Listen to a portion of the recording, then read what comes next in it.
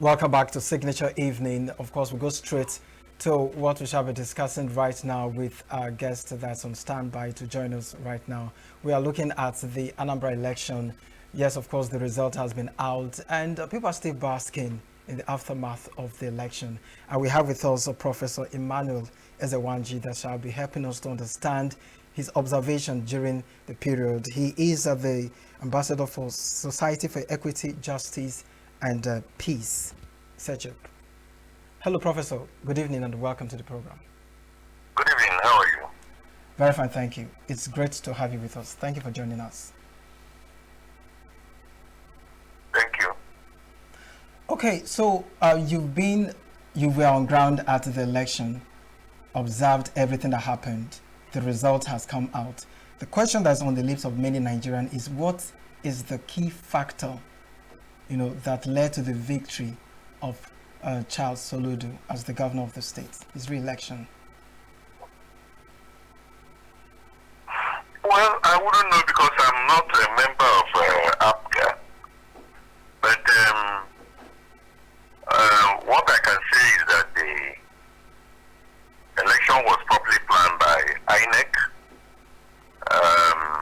because there was no issue with beavers in so many places. And then before the close of the day, IRF had over 98% of results from the field. So, to me, I would say that this is a great improvement if you compare it with the former elections we had in Anambra State. Okay, thank you, Professor. There were accusations of vote buying, during the election. I don't know if you came across anything like that in any of the units that you visited, and what is your reaction to that? I heard about vote buying, but I didn't see, and I visited over 48 polling units. They said that they were not doing the vote buying inside the polling area. But I never saw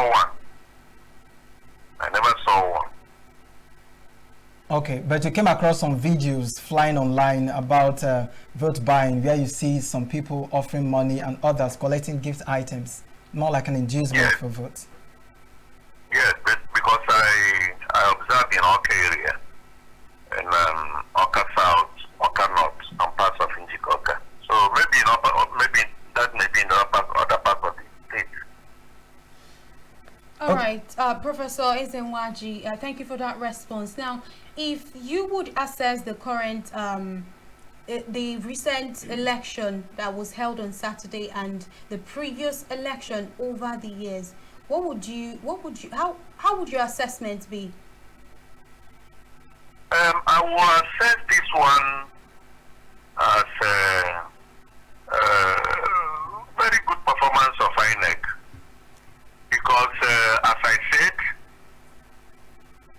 there was no issue with all the electronics. The beavers worked very well, IRF worked very well, and over 40% of the of the polling unit where I observed started at 8:30 dots, and others between 8:30 and 9:10. So I think that's a lot of kudos to them.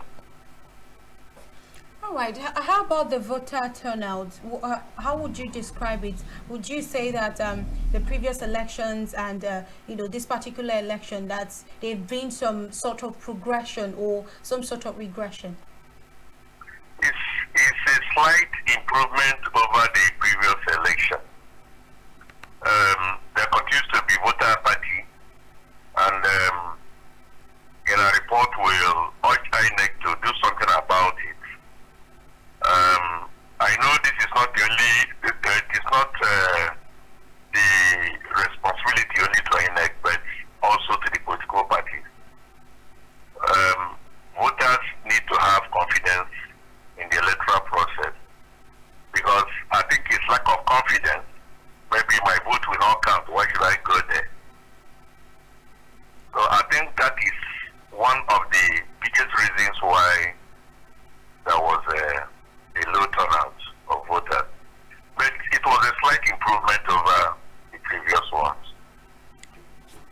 right. Thank you so much, rather, Professor Emmanuel.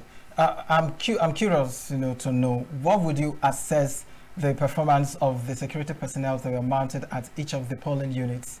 What would you say was the dominant challenge regarding that election with the presence of the security personnel? Because we saw videos online. One of the centers, one of the councillors were shot, and one of the centers they were vote buying, even in the presence of these security personnel, with videos as evidence. So, with all of this, how would you assess them? Well, videos can come from any part of the state. I wasn't everywhere. For security personnel, I think they did very well. What helped the whole situation was that the election was highly peaceful in the area where I was at. There was the issue of security was not that challenge, except in Urumba South, where we had that there was that somebody died or something like that. But for greater part of the state, I would describe the election as very peaceful. Okay, now let's take the focus a bit to Soludo and his manifesto and his campaign. Now, a lot of people are saying on the social media that there was no much campaign from the opposition party, that as a matter of fact that it seemed like a propaganda for some of them to somewhat discreetly step down for Soludo to come up. So in your assessment, would you say that Soludo actually, his dominance, that's the Apuga dominance in Anambra State is somewhat something that they have earned, or would you say that it's more of because of lack of competition or weak competition from the opposition parties? Well, from our pre-election assessment of the whole issue, we noticed that it was only Abuja that was very visible in the campaign. Others already come and you don't see them. But Abuja was very consistent, very visible in mega campaigns throughout the state. So that was because we were observing pre-election, election and post-election activities. All right then, so far I know the citizens of Anambra, most of them really seem to be happy about the return of the governor for the second term. But then again, what would you say are the expectations of the Anambra citizens regarding the return of the governor? What would you say you are also expecting to happen to Anambra State? Well, I'm not, I'm from Anambra State, but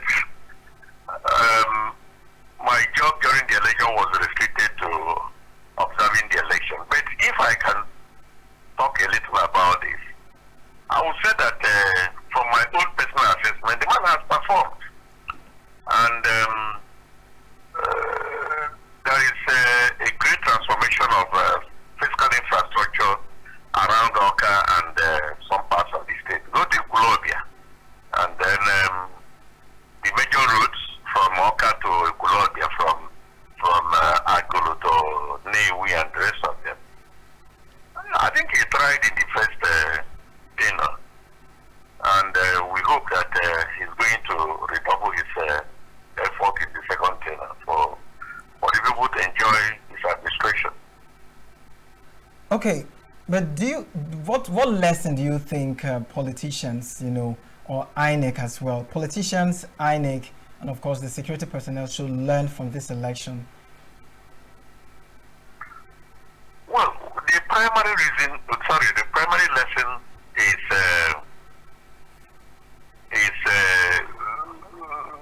to now understand that if you conduct election orderly, then you won't have problem.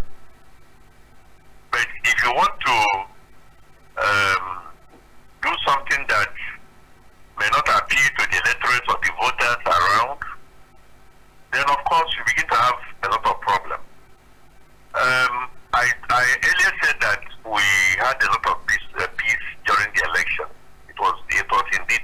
largely peaceful.